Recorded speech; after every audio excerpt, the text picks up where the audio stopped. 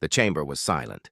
A long, wide table stood in the middle of the alien council hall. Around it sat leaders of many species, each one older and stronger than most civilizations in the galaxy. These were the rulers of empires, conquerors of countless worlds. They feared nothing except one thing. At the center of the table, a hologram glowed. It showed a new planet. Small dots moved across its surface. Tiny, weak, fragile creatures building homes and shelters, humans. The council members shifted in their seats. Their claws tapped, their wings twitched, their eyes burned with worry. These were not emotions they showed often. Normally they laughed at weaker species. Normally they debated how quickly they could crush them. But tonight there was no laughter. "Another colony," said the oldest voice in the chamber. It belonged to High Speaker Zorath, a tall reptilian with scales as hard as stone. His voice was deep, echoing like thunder. "On the edge of our borders. A human colony." A whisper ran through the chamber. Some leaned closer, others pulled back as if the very word human was dangerous. One alien, a creature with crystal skin, broke the silence. "We should send ships. End them before they grow stronger." For a moment the hall froze. Then, slowly, one by one, the others shook their heads. Even the fiercest warrior among them, General Krath, kept silent. The crystal-skinned alien frowned. "What? You are afraid? They are small? Their bodies are weak. Their weapons are nothing compared to ours." But no one agreed. Finally, a voice like rusted metal spoke. It came from the corner of the chamber where an insectoid leader clicked its mandibles. "Do not mistake weakness for safety. They adapt. They learn. And they do not stop." The crystal-skinned alien looked around, confused. "Surely you cannot mean—" "I do," interrupted High Speaker Zorath. His eyes narrowed at the glowing hologram. "You have not seen what I have seen.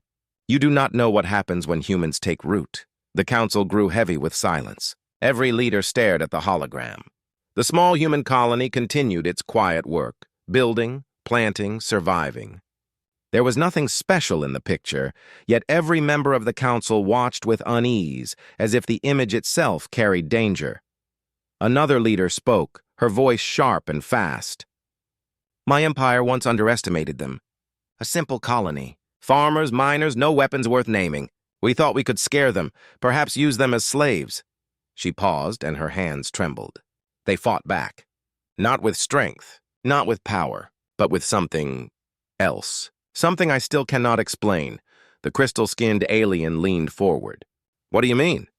Her eyes darkened. "They refused to surrender. Even when they lost, they acted like they had already won. And when we destroyed them, more came. Always more." The insectoid leader clicked again. "This is why we do not go near their colonies." The chamber grew colder. The tension was thick now. The crystal-skinned alien still tried to argue. "This is madness. They are few. They cannot stand against the galaxy." "Why fear them?" High Speaker Zorath's voice cut through the chamber like a blade. "Because fear is not about numbers. It is about what cannot be destroyed. Tell me, young one, when you burn a world to ash, and the same people return to that same world again and again, is that not something to fear?" The crystal-skinned alien opened its mouth but said nothing. Another voice, low and tired, spoke from the back of the hall. "I once saw them fight." A small group, outnumbered 10-1. They knew they would die, but they did not flee. They fought as if their lives meant nothing, as if their only goal was to make sure their enemy paid for every breath. They smiled in the face of death. "Do you understand?" They smiled. A long silence followed. Even the crystal-skinned alien felt a chill. High Speaker Zorath stood. His tall frame towered over the table. His voice echoed deep through the chamber. "Mark my words. Do not touch this new colony. Do not even go near it. If you value your empire, if you value your species, leave the humans alone, for behind every human colony hides a secret that no empire in this galaxy is ready to face." The hologram flickered. The humans on the planet continued their small, simple work, building huts, planting seeds, tending fires. Nothing about them looked dangerous. Nothing about them looked powerful, and yet every alien in that chamber felt the same cold truth. This was not just another colony. This was a warning. The planet was quiet. No great cities, no glowing towers, no mighty fleets in the sky, only forests, mountains, and endless rivers stretching into the horizon. It was a young world, untouched by empires, free of scars from war. From orbit, a small human ship descended. Its engines burned bright for a moment, then sputtered. The landing was rough. The vessel shook as it crashed through the clouds, finally settling with a heavy thud on the rocky ground. Dust and smoke filled the air. The first human colony on this world had arrived. Inside the council chambers, far across the galaxy, alien eyes watched through hidden probes. Every detail of the landing was recorded and shown on the hologram table. At first, the council was quiet. The humans stumbled out of their ship, coughing, carrying boxes and tools. They looked fragile, thin compared to other species. Their clothes were torn from the landing, and their food stores were small. "They will not survive long," one alien muttered, his voice filled with certainty. The others nodded. After all, the planet was harsh. Its nights were freezing, and its storms carried lightning powerful enough to split stone.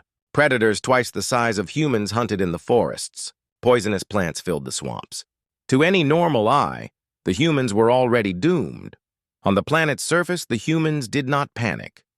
They gathered together, speaking calmly. Some set up tents from the broken pieces of their ship. Others began to dig small trenches in the ground, preparing fires. One by one, their movements became organized.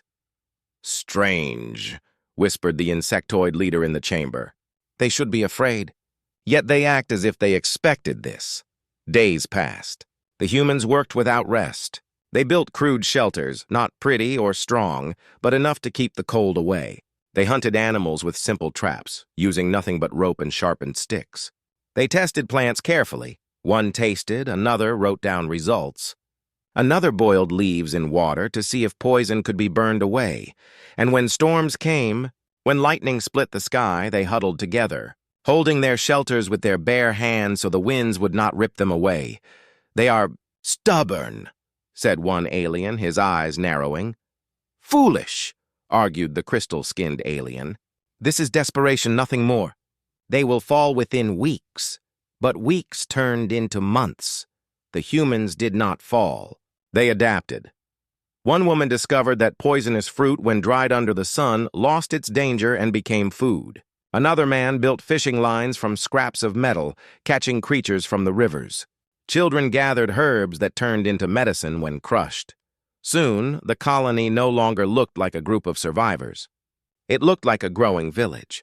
Fires burned every night. Laughter echoed.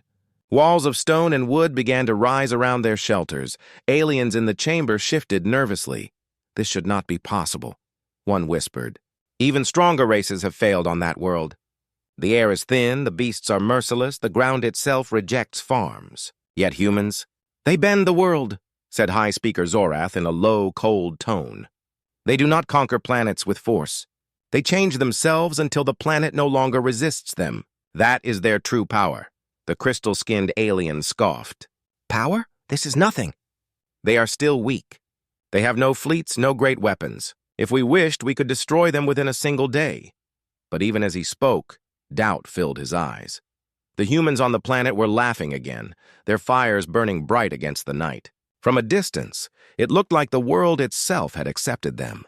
The insectoid leader leaned forward, his mandibles clicking in thought. "I once fought them in the jungles of Tira Prime. I saw them use mud, stone, even their own blood as weapons. When they cannot win with strength, they win with will. Tell me, Crystal One, do you still think they are weak?" The crystal-skinned alien did not answer. On the planet, the first human child born on this new world cried into the night sky. The sound was faint on the hologram, but it made the council chamber grow cold. High Speaker Zorath finally spoke, his voice heavy with warning. "Do you see? That is not just a colony. That is a seed. And seeds grow." The chamber fell silent. Every alien leader stared at the glowing hologram of the humans below, working, surviving, smiling. The sight was simple, harmless, yet deep inside, every leader felt the same thought. If they can survive here, they can survive anywhere. And that thought was far more dangerous than any fleet, any weapon, any empire. The forest was alive with sound. Strange birds screamed from the trees, and the heavy steps of unseen beasts echoed in the distance. In the middle of it all, the human colony worked quietly. They were stronger now, their shelters thicker, their tools sharper, their fires brighter. But while humans prepared their lives, others prepared their deaths. Far above, hidden ships circled the planet. Not war fleets, not full armies, and only a small strike team. The Council had not sent them. They came from a proud alien empire that believed the others were cowards. "We will show the galaxy," their commander said as his soldiers strapped on armor. His voice was full of pride and contempt. Humans are nothing but soft animals. They bleed like any other. Tonight, their colony ends. The soldiers, tall and armored in black metal, moved through the forest under cover of night. Their technology made them invisible to most scans. They were hunters, killers, trained to crush rebellions before they began. To them, humans were not a challenge, only prey. At the edge of the human camp, the soldiers waited in silence. Fires burned inside the walls. They could hear laughter, voices, even the cry of a newborn. The commander smiled. "Pathetic," he whispered. He raised his hand. "Attack!" The soldiers rushed in, but the humans were ready. The first soldier fell into a pit covered by branches. Sharp wooden spikes tore through his armor. He screamed, but the forest swallowed the sound. Another soldier stepped forward, and the ground itself snapped shut, a rope trap pulling him upside down. He swung helplessly as arrows of sharpened bone struck his body. Chaos broke out. The soldiers tried to regroup, but the humans were everywhere. From shadows, from rooftops, from the very trees above. They threw stones, spears, fire. Their weapons were crude, but their aim was perfect. And when the soldiers fought back, humans did not run. They attacked with fury, with screams, with fire in their eyes. The commander swung his blade, cutting down one human, but as the body fell, 2 more humans charged him. They had no fear. Even unarmed, they threw themselves at armored giants, clawing, biting, stabbing with broken sticks. "Impossible!" the commander roared, pushing them back. "You are nothing! You are weak!" But the humans kept coming. Even wounded, even dying, they refused to stop. One soldier shouted in panic. They do not fear death." The battle turned savage. The humans lost many, but the soldiers lost more. Traps burned, fire spread, and the night filled with screams. By dawn, only a handful of aliens crawled away into the forest. The commander, his armor broken, his pride shattered, limped back to his ship. His eyes burned with confusion and terror. He had fought rebels before, he had fought beasts, he had fought warriors far stronger than humans. But never had he seen this. Creatures who fought like their lives were endless, creatures who smiled as they bled. He returned to his empire with silence in his heart. He did not bring victory. He brought a warning. Far away in the great council chamber, news of the failed strike reached the leaders. The crystal-skinned alien listened with wide eyes. An elite team? Defeated by farmers? The insectoid leader's mandibles clicked. "I told you. Never mistake weakness for safety." High Speaker Zorath leaned forward. His deep voice filled the room. "Now do you see? Even when they have nothing, they are dangerous. Even when they are weak, they are strong," the crystal-skinned alien whispered. "But why? What drives them to fight like this? What gives them such madness?" Zorath's eyes glowed cold. "That, young one, is the question every empire asks, and none ever wishes to hear the answer." The hologram changed, showing the colony once more. Humans buried their dead. They did not cry loudly. They stood together, silent, as if their fallen were not gone but still part of the fight. Then, after the graves were covered, they went back to work, stronger, more determined. In the council chamber, no one spoke for a long time, for in their hearts, they knew the truth. This was not the end of the story. This was only the beginning. The world was harsh. Its winters froze rivers solid, its summers burned forests to ash. Poisonous swamps covered its valleys, and predators ruled the nights with glowing eyes. For most species, survival here would be impossible. Even strong empires had tried to claim this planet in the past, and failed. But the humans did not fail. After the first bloody encounter, they grew even more determined. Their colony did not shrink with fear. It expanded with purpose. Every scar became a lesson. Every loss became a tool for change. At first, their shelters were nothing but broken wood and cloth. Now they were strong walls of stone and timber. At first, their tools were scraps from a crashed ship. Now they had forges, shaping metal with fire. The predators that once hunted them at night were now hunted in return. Human hunters moved through the forest with silent steps, using traps and teamwork. The hides of the beasts became armor. Their bones became weapons. Their meat became food. The poisonous plants, once deadly, became medicine. Humans tested, studied, learned. What killed them yesterday healed them tomorrow. The very land began to change. Crops grew where once only weeds had survived. Rivers were redirected with stone walls to feed the fields. Smoke from human chimneys rose into the sky, marking their growth. It was as if the planet itself resisted them at first. But slowly, unwillingly, it began to bend. From the council chamber, the alien leaders watched the holograms in silence. Every passing month showed the same truth. Humans were not fading. They were thriving. The crystal-skinned alien shook his head. This world has killed entire colonies of my people. Yet humans turned it into home. The insectoid leader's mandibles clicked slowly. That is what they do. They do not conquer planets by force. They change themselves until the planet no longer resists them. And once they take root, they cannot be removed. High Speaker Zorath's cold eyes never left the hologram. A seed, he murmured. I told you. The seed is growing. On the planet, the humans built a watchtower. It was not tall, not grand, but from its top they could see far across the forests and rivers. They lit fires there every night, a signal of survival that glowed for miles. The children born on this world grew strong. Their lungs adapted to the thin air, their skin to the burning sun. To them, the storms and predators were not dangers. They were normal life.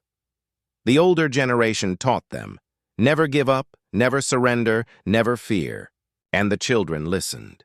One night, another beast attacked the colony. It was larger than any before, its roar shaking the ground. Its claws ripped through walls. Many would have fled.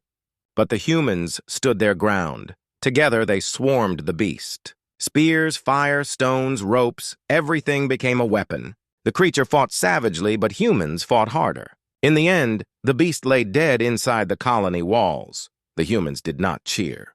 They dragged its massive body into the village square. They carved its meat, burned its bones, and turned its hide into shields. By morning, the beast was no longer an enemy. It was part of the colony. The message was clear. Nothing could scare them for long. In the council chamber, fear spread. One leader whispered, "Do you see? They are not just surviving, they are growing stronger because of their suffering." Another added, "Every challenge makes them harder to kill. Every loss makes them more dangerous." The crystal-skinned alien clenched his fists. This is unnatural. No species should be able to grow like this. They should have died long ago.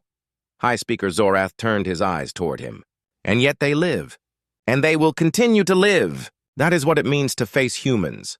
The more you strike them, the sharper they become. The more you break them, the harder they rise. The chamber was quiet again. None could deny it. Back on the planet, the humans painted symbols on their walls. Crude drawings of stars, of ships, of Earth. They did not forget where they came from. And they did not forget that one day, more humans would come. The colony was no longer fragile. It was no longer a group of survivors clinging to life. It was the beginning of a new world, a place that no storm, no predator, and no enemy could erase. The change was complete. And in the silence of the council chamber, one thought echoed in every alien mind. If one colony can do this, what happens when there are hundreds? It began with whispers. Not from the council chambers, not from great empires, but from small voices drifting through the trade routes of the galaxy. A merchant ship passed near the human colony's star. Its crew never landed, never dared to get close, but they saw the fires at night, the glowing watchtowers, and the strange new farms that grew where no other species had survived. When they returned, they spoke of it in every port. They live, the merchant said, on a death world. They live and they grow. At first, few believed it, but the whispers spread. A group of mercenaries told their story in a dark bar on a mining moon. They claimed they had fought humans once, near the edge of the galaxy. They do not fear pain, one mercenary said, his voice shaking though the battle was years past. I shot one through the chest. He fell. But before he died, he pulled me down and stabbed me. His face, he smiled. Even in death, he smiled. Other mercenaries laughed, thinking it an exaggeration. But later, when they were alone, they wondered if it was true. On another world, a captured alien soldier whispered from his prison cell. He had been part of the failed strike on the colony. His words spread among guards and officials. They fight like no others, he muttered again and again. They are weak, yes, but when you kill them, they do not stop. Their blood is fire. Their death is victory. To fight them is to fight the endless. The guards carried his story home. They told their families. Their families told others. And so the rumor grew. Across markets, stations, and starports, the tales twisted into legend. They drink poison and call it water. They tame beasts larger than ships. They carve weapons from their own bones. They do not die. They only return. Most of it was false. But truth and lie mixed until even the bravest warriors felt uneasy. In the council chamber, the leaders heard the spreading tales. They did not laugh. They knew that rumors had power. Fear was stronger than fact, and fear was spreading faster than light. The insectoid leader clicked his mandibles. Even those who have never seen humans now fear them. Their name is becoming a shadow in every port, every bar, every battlefield. The crystal-skinned alien frowned. But the stories are lies. Surely the galaxy will not believe such madness. Zorath's deep voice silenced him. Lies do not matter. It is not about truth. It is about fear. And fear is already here. Meanwhile, on the human colony, life went on. The people did not know they were becoming legends. They hunted, they built, they raised their children. They planted crops, fixed tools, and fought storms. Yet without meaning to, they had already changed the galaxy. A simple act of survival had turned into myth. Every alien that passed near their world carried a story, and every story grew darker as it traveled. To some, humans were devils. To others, they were gods. To all, they were dangerous. One night in the colony, a group of humans sat around the fire. They were tired, dirty, scarred from battles and storms. But they were alive. They told each other jokes, sang small songs, and shared food. None of them knew that across the stars, their image had grown larger than life. None of them knew that alien children whispered human stories as bedtime fears, or that alien generals warned their soldiers never to face a colony alone. They only knew this. Tomorrow, they would keep building. Tomorrow, they would keep living. And somewhere far away, a frightened alien would whisper, "Humans do not die. Humans always return." In the council chamber, the silence was heavy. Every leader knew what the rumors meant. Wars had begun over less. Empires had fallen because of whispers. Zorath's cold voice broke the silence. This is how it begins, not with armies, not with fleets, but with fear. And once fear takes root, it spreads faster than fire. The hologram flickered again, showing the colony. Small, simple, fragile. Yet to the galaxy, it was already something far greater. A symbol, a shadow, a warning. The prison was cold. Metal walls dripped with moisture, and the lights flickered as if even they feared the silence. Inside one of the cells sat a soldier, broken armor, torn skin, eyes wide with something deeper than pain, fear. He had once been proud, a warrior of his empire. His people called themselves conquerors, destroyers of worlds. He had laughed at the thought of humans. Weak, fragile, foolish. That was before he faced them. Now he sat in chains, whispering to himself. The guards listened. At first they mocked him, but soon their laughter faded. His words were not jokes. They were not the cries of a broken mind. They were memories. "I saw them," the soldier muttered. They looked into death and smiled. The guards exchanged uneasy glances. "They should have run," he continued, his voice shaking. "We outnumbered them. We outgunned them. But they charged us like death meant nothing, even the wounded, even the dying. They crawled forward to fight. Do you understand? They chose to die as long as it meant we paid a price. The guards carried his words to their commanders, and soon the story reached the council. The chamber was tense as the soldier was brought before the alien leaders. Chains clinked as he walked, his steps heavy, his eyes hollow. High Speaker Zorath watched him carefully. "Tell them," he commanded. The soldier's voice trembled, but he obeyed. "You call them weak. You think their bodies are soft, their weapons simple, but you do not see what I saw. They fight like they are not afraid of death. Like death itself is their weapon," the crystal-skinned alien scoffed. "Nonsense. Every species fears death." The soldier turned his hollow eyes toward him. "Then you have never fought humans. They do not run when they know they will die. They fight harder. They smile. They laugh. Some even sing." The chamber fell silent. The words sounded insane. And yet no one laughed. The insectoid leader clicked his mandibles nervously. Why would they fight like this? What drives them to such madness? The soldier's chains rattled as he leaned forward. Because to them, death is not the end. One colony falls, another rises. One soldier dies, another is born. They fight knowing that even if they are destroyed, more will come. They fight knowing their story will live on. He paused, his voice dropping to a whisper. And that is what makes them terrifying. You cannot kill their spirit. You cannot kill all of them. They are endless. The council chamber grew cold. No one moved. No one spoke. The soldier's words echoed like a curse. Finally, the crystal-skinned alien tried to recover his pride. Endless? That is impossible. No species is endless, Zorath's deep voice answered. Not endless in number, endless in will. That is the difference. We fight to live. They fight so that their kind will always return. That is why they never stop. That is why we fear them. The soldier bowed his head. His voice broke as he whispered his final warning. I do not know what secret they carry, but I know this. If you face a human colony, you do not face men and women. You face something larger, something that cannot die. The chamber was heavy with silence. For the first time, even the proudest leaders did not argue. They stared at the hologram of the human colony, glowing with fire and life. And they understood. The rumors were not lies. The fear was not weakness. It was truth. One leader finally spoke, her voice quiet. If this is true, then it is not their strength we fear. It is their refusal to break. Zorath nodded slowly. And that, my friends, is why the galaxy whispers their name with dread. The hologram flickered again. On the planet, the humans were working, building, living. Children played near the fire, their laughter echoing into the night. The soldier stared at the image, his chains rattling. Do you not see? That is not laughter. That is a promise. A promise that even if you destroy them, they will return.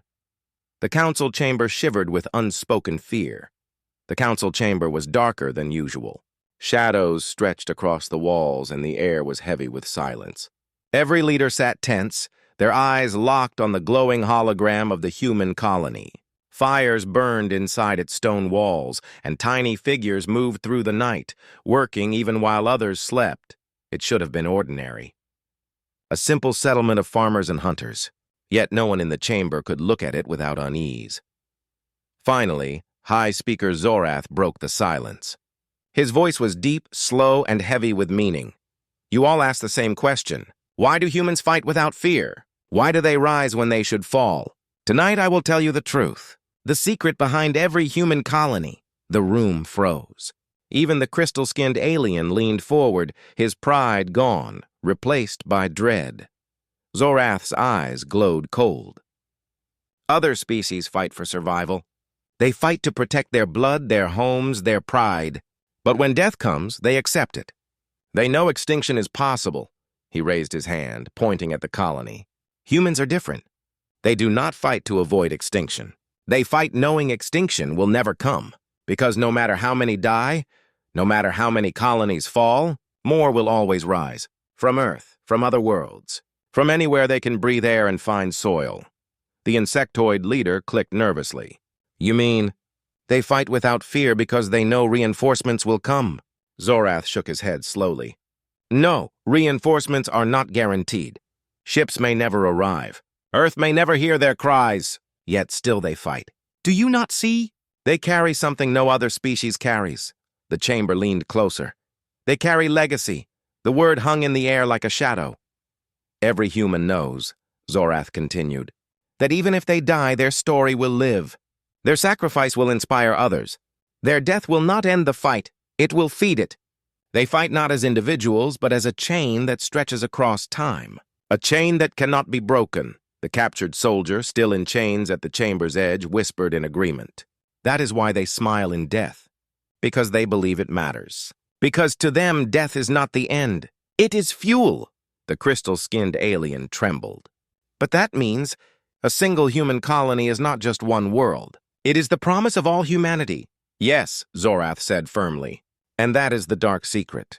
They do not need numbers to be endless. Their will is endless. Their legacy is endless. And legacy is a weapon no empire can destroy.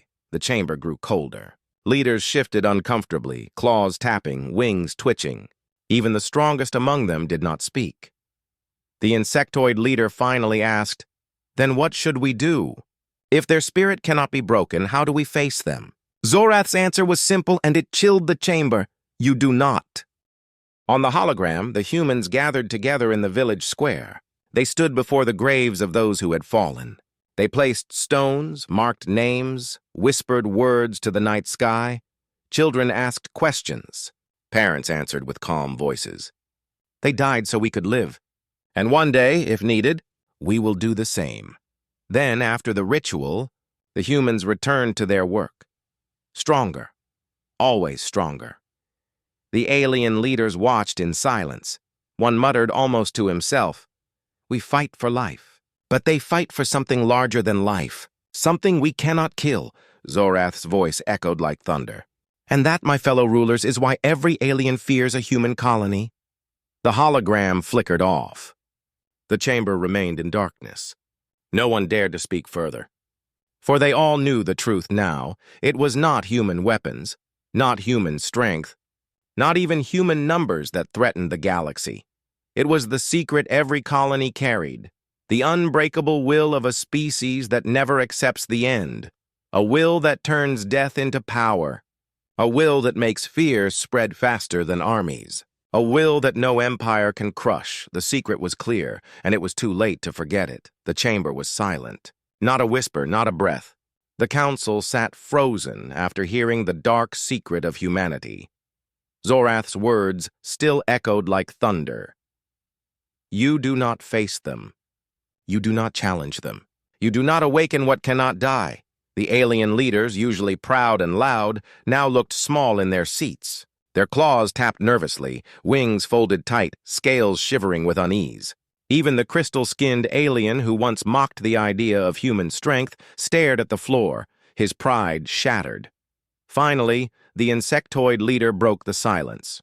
His mandibles clicked softly. If this is true, then every colony they build is a shadow over us. Every settlement a reminder of their endless will. What are we to do? Zorath's glowing eyes turned toward him. You do not fight them. You do not test them. You stay away. That is the only way. The chamber stirred, leaders whispering to one another. Some agreed. Some still doubted. But none were willing to speak against Zorath's command. The prisoner, still chained, laughed bitterly. His voice was hoarse, broken, but sharp like a knife. You finally understand, he said. We thought they were weak. We thought them fragile. But we were wrong. I watched my brothers die to their blades, their bullets, their fire. And yet, even in death, the humans won. Do you not see? You can kill a human. You cannot kill humanity. His laughter echoed in the chamber, and for a moment, every leader shivered. Zorath did not silence him. Instead, he let the words sink in deeper. The insectoid leader shifted uneasily. But what if one day they turn their eyes to us? What if they expand further beyond Earth, beyond their colonies, into our worlds? Zorath's voice rumbled low, calm but terrifying. Pray that day never comes. For if it does, there will be no escape. They will not conquer us for greed. They will not enslave us for power. They will fight us for survival. And survival makes them unstoppable. The crystal-skinned alien whispered, Then we must issue a warning to every empire, To every system. No one should provoke them. The chamber fell silent again. Heads turned toward Zorath. He rose slowly, towering over the others. "Yes," he said. "A warning." He raised his clawed hand, and the council scribes activated the ancient record stones. His words would not be lost. They would spread to every empire, every world, every ruler who believed themselves powerful. "This is the final command of the council," Zorath declared, his voice carrying like a storm. "To all who hear these words, if you find a human colony, do not attack. Do not approach. Do not disturb. Leave it untouched. For if you spill human blood, you do not fight a village. You fight all of them. You fight the endless will of a species that refuses to die." The scribes etched the warning into the stone, glowing symbols burning into history. Zorath's final words echoed like a curse. "Fear the human colony. Fear the legacy they carry. Fear the day you awaken their wrath. For if you do, the galaxy itself will tremble." The hologram of the human colony appeared one last time. Children played by the fire. Men and women worked together, building walls, planting seeds, preparing for the future. Their laughter carried across the night sky. To the humans, it was just another night.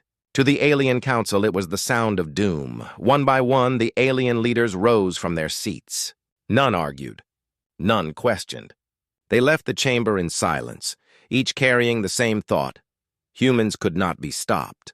Humans could only be avoided. And so, across the galaxy, the warning spread. Empires whispered it in their halls. Captains told it to their crews. Soldiers muttered it before battle. "Do not touch the human colonies, for they are not mere settlements. They are seeds of something far greater, something eternal." On the colony world, unaware of the fear they had planted, humans continued their lives.